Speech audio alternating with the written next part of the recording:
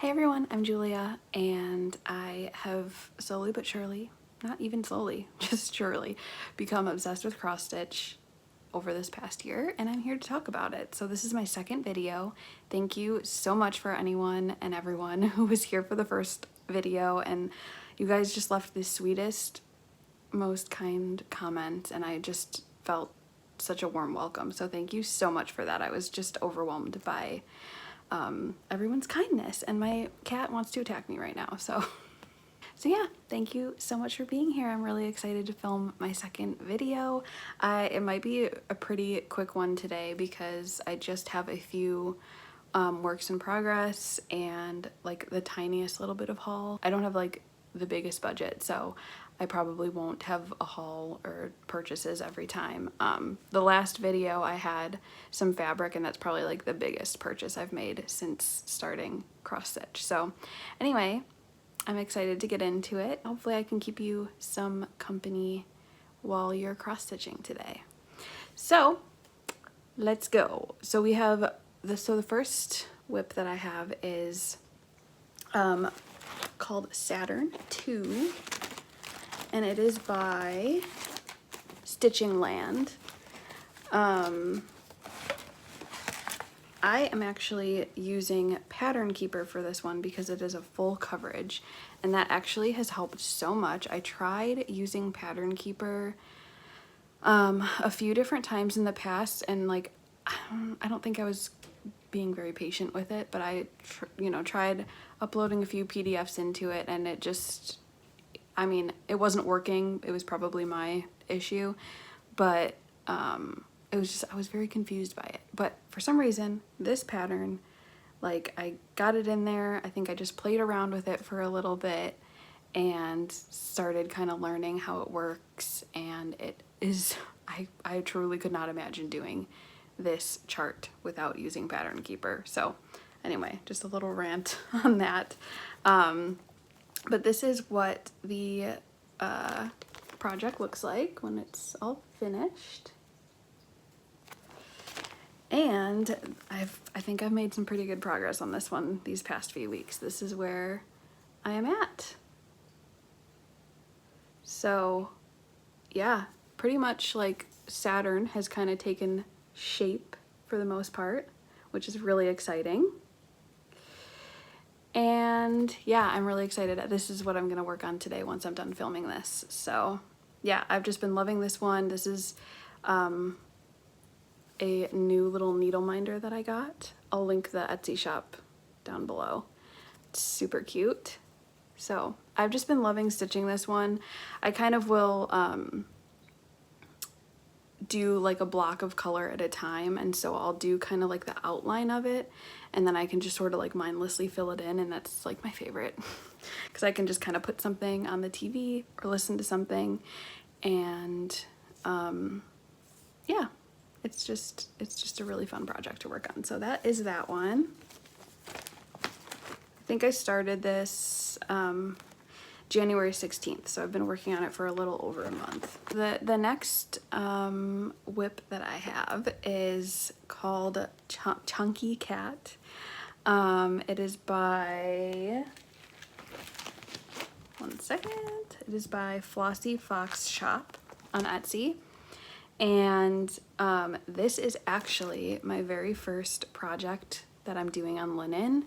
It was my first foray into linen, and I like it. I love how linen looks, but I think I didn't choose the best days to work on this. It was very like it was snowy and stuff, so it was very just dark and overcast outside, and yeah, I was just having a difficult time with it. And then finally, the first sunny day that I worked on it, I had a migraine.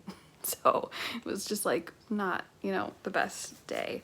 But overall, it was fun, and I'm learning. It's definitely more difficult for me at this point than Ada.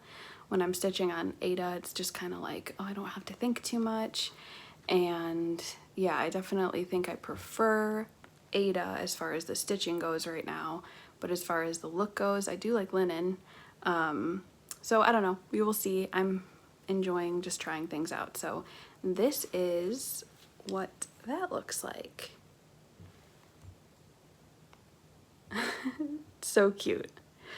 So around the little cat, the pattern is a bunch of like goldfish around the cat. However, I'm not a huge fan of backstitching, and they all called for like a lot of backstitching. And after I finished backstitching the cat, I was like, I don't really want to do any more backstitching. So I just decided, I'm not finished, but I'm just going to do a few more of these little stars kind of around the cat to sort of finish it off. But I just think it's really cute. It's not, you know, the best. Like I said, this is the first time I tried linen. So my stitches aren't perfect by any means. My back is like, yeah. But first of all, I don't care about the backs of my projects at all. But it was fun, and I'm super happy that I've tried linen. So I'm probably gonna try another smaller project again on linen. And I think I wanna try, cause this is 32 count, and I think I wanna try a 28 count. I feel like that might be a little easier to kind of start on. So we'll see when I can get some of that. But yeah, that is Chunky Cat by Flossie Fox Shop. Super cute. So next, I don't even know if I actually worked on this at all since the last video, but I just thought I would show it. It is a bookmark. It's the Wizard bookmark by Little Lucy Things on Etsy, and the finished product will look like that. And this is how far I am currently. So this one is fun to stitch. It is on black, which can be a little, I don't know, it's not too difficult for me to see, especially on like a bright day like this, because it's 14 count. So yeah, but this one is just a single color, pretty easy to stitch up. I just haven't really worked on it because I've been working on other things for the past few weeks. So that's that one. Hopefully I can finish that up within the next week or two. Okay, so next is actually kind of a new start. It is a new start. I had started it previously, but I didn't leave enough excess fabric for the way that I wanted to frame it. So I restarted it on a larger piece of fabric. This is, I'm gonna put it up on the screen because I don't have a picture of it, but it's called Bunch of Daisies by Crissity Crossity on Etsy. And this is where I'm at. So hopefully you can see that, but this is 14 count. I believe it's called Vintage Mocha Ada, that I think I just got from Michael's. I finished the vase, and I'm gonna be starting on the flowers pretty soon. I did sort of have some difficulty with this one of deciding how many strands of thread to use. I started with 2, and for like the colors up here and stuff, I feel like that coverage, I like that coverage, but for the white and the black, it just didn't seem like enough. So I might go over the white again with another strand or 2 to make it 3 or 4 strands, because I did that for the black little stitches in here, and I like how that looks better than it did with just 2 strands. It just looks a little sparse with white and black, I find. So we'll see if I end up doing that, but I think for the flowers, since the flowers are white, I'm going to do 4 strands, I think. I'm liking how this one is looking. I think it'll be really pretty once it's all finished and framed up. I'm loving this hoop. I got this Nurge hoop on Amazon, and I really like it. It holds the fabric in nicely. It gives me a good like working space to work on, and it's great. I'm using a little like chip clip to hold up excess fabric. I believe there's like actual things for that, but I just try to use like things that I have around the house rather than spending money. So yeah, I'm just using a little chip clip. It's kind of funny, but I think he's cute. So yeah, I've been enjoying working on that. So those are all of the current projects that I'm working on. I don't think I have anything that I'm gonna start, at least this week. I've just kind of been enjoying working on the things that I'm working on. I like having just a few projects at a time. That's just what works best for me. Hopefully I can get some good progress done on these in the next few weeks. The one thing that I did buy, I'm super excited for this. I got this on Etsy. It is by Blackbird Designs, and it is the Yellow Submarine. Oh, I am in love with this. I love this so much. I grew up listening to the Beatles, and I love them. So when I saw this, I knew I needed to have it.